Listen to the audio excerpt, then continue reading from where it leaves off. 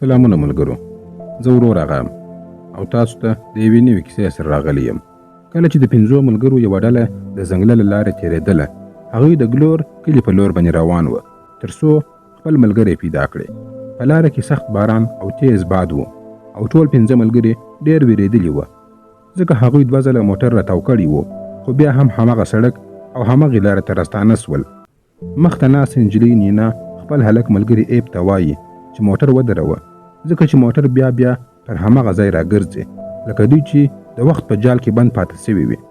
شاته ناست ملګري هم ایب ته وایي چې موټر ودروي، خو ایب موټر نه دروي.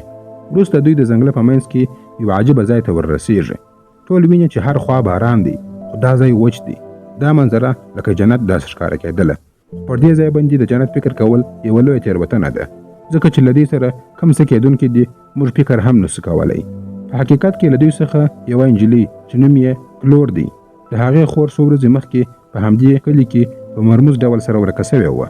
د هغې د پیدا کولو لپاره دا 5 ملګري دلته راغلي دي.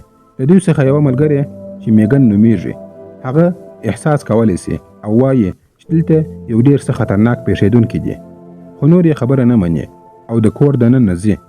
کلور د باندې د باران ترڅنګ ولاړه وي او په توپان کې دننه یوه نجلۍ ویني. هغه فکر کوي چې کېدای سي دا یې خور وي، نو بې له فکره په هغې پسې ورځي. مکس یې مخه نیسي او نارې ورته وهي، خو هغه یې نه اوري او ځي.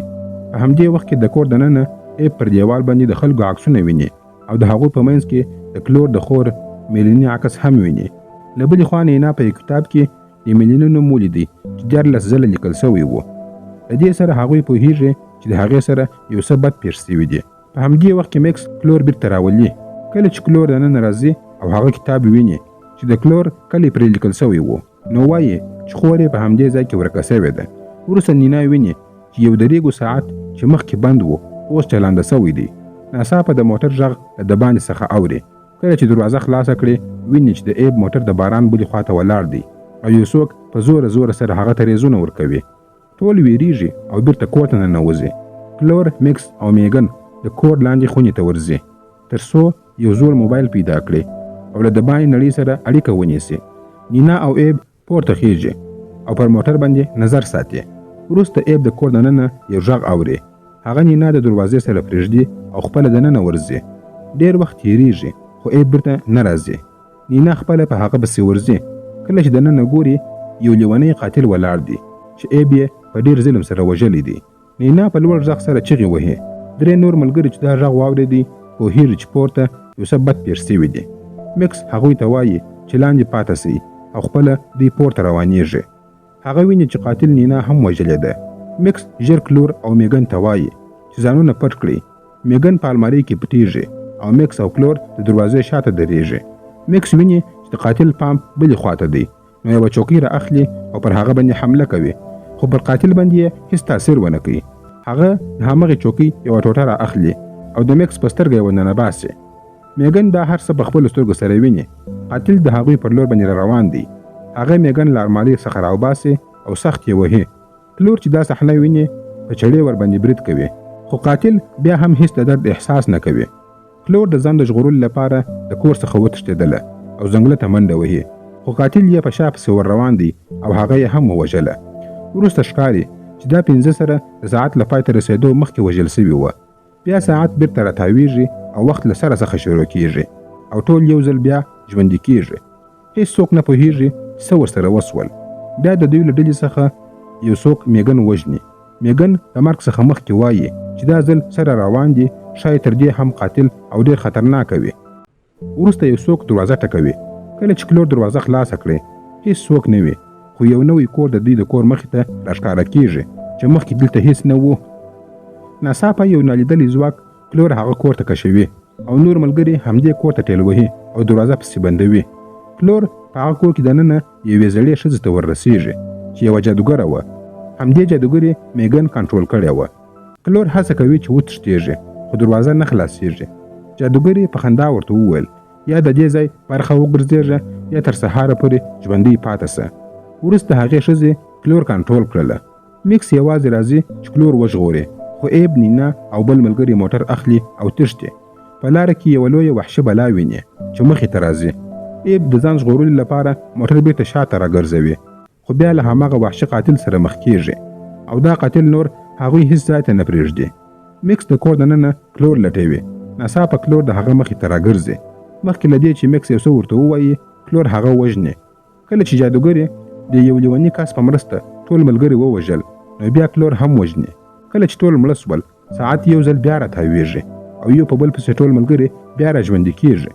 خو دا ځل هغوی ټولې کړکۍ او دروازې بندې کړې او په یو تشناب کې پټیږي، ځکه د جادوګرې له مخې که تر سهاره پورې ژوندي پاته سي نو له دې ځای څخه به ژوندي ووځي.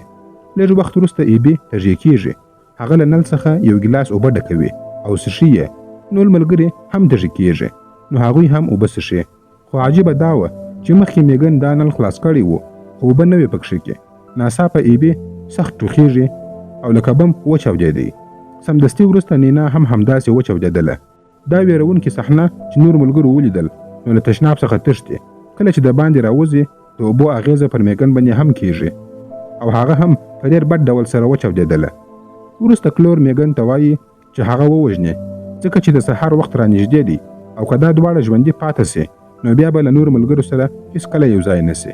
خو کله چې میکس غواړي کلور ووژني خپله وچاودېدی او ووژل سو. اوس کلور پر مځکه باندې پرته ده او د خپل ځان د چاودېدو انتظار کوي. خو مخکې له دې ډاکټر هیل هغې ته راځي. کلور حیرانه سول ځکه کله چې دوی دا ځای ته راتلل هغې له همدې سړي څخه د لارې پوښتنه کړې وه او هغه په هغه وخت کې یو دوکاندار و. اوس د کلور په ذهن کې ډېرې پوښتنې پیدا کیږي او بیا هغه هم د نورو په شان وچاودېدله. کله چې هغه بیا ژوندی سول ټول ملګري هڅه کوي چې د دې ځای په اړه باندې یو څه معلومات پیدا کړي. هغوی ته معلومه سول 20 کاله مخکې په 1998 کال کې دلته په یو کان کې لویه چاودنه سوې وه. له 1100 څخه زیات خلک پکښې کې وژل سوي وه او ټول ښار تر ځمکې لاندې پاته سوی و.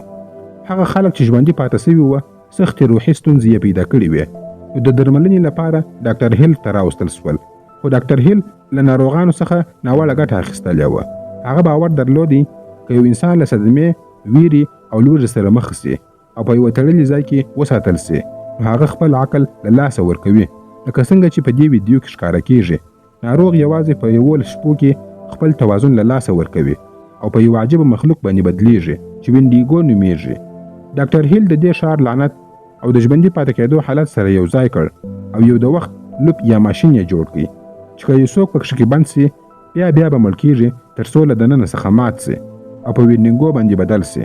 همدا کار د کلور له خور سره هم وسو او هغه هم په وینډینګو باندې بدله سوه. اوس ټول ملګري پوهیږي چې که له دې ځای څخه وتل غواړي نو باید تر سهاره پورې یوازې ژوندي پاته نه سي بلکې خپله ویره هم کنټرول کړي. که نه نو هغوی به هم په همدې وینډینګو بدل سي. هماغه وخت ډاکټر هیل د راډیو څخه ورسره اړیکه نیسي او کلور ته وایي چې یوازې ځنګل ته راسه ځکه هغه غواړي چې هغې ته خپله خور میلیني ور وپېژني. خو ټول پوهیږي چې دا یو جال دی نو میکس او میګن هم پرېکړه کوي چې پټ ورسره ولاړ سي. خو ایب او نینا په کور کې پاته کیږي. بیا لیونی کس هغوی ته راځي خو دا ځل هغوی نه ویریږي او په آرامۍ سره خپل ځانونه مړه کوي.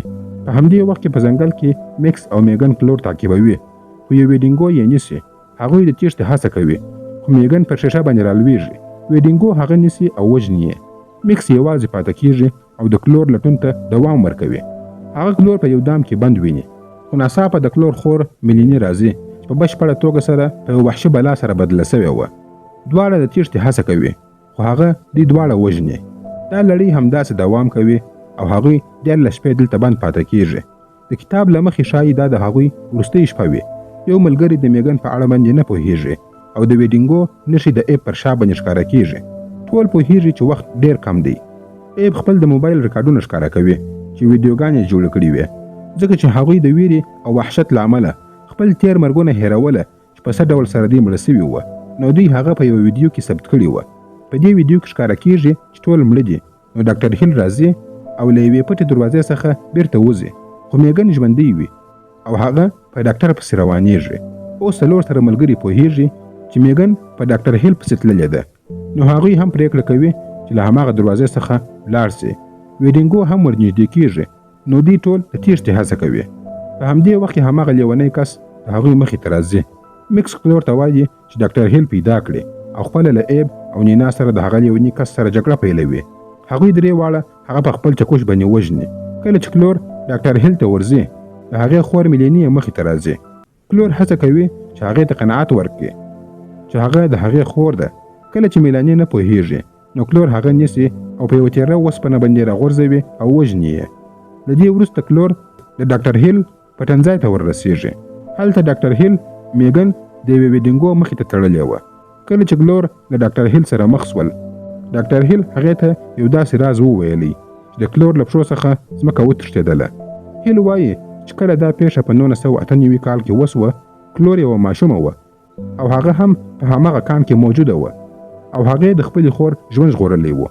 د حیرانتیا خبره دا وه چې کله خلک د دې پیښې له امله سخت خفه سوي وه کلور هم په دومره کم عمر کې دا سخته ټراما زغملې وه. همدا وجه وه چې ده غوښتل کلور بیرته دې ځای ته راولي تر څو پر هغې باندې تجربې وکړي او تر ټولو خطرناکه ویډینګو ترې جوړه کړي. عموما خلک له لسو شپو څخه وروسته په بلاو بدلیږي خو پر کلور باندې یې هیڅ تاثیر نه و کړی ځکه چې د هغې ذهن ډېر قوي و. خو کلور په خبرو کې د ډاکټر هیل ګیلاس د هغه اوبو څاڅکو ته ایږدي چې ډېرې زهرجنې دي.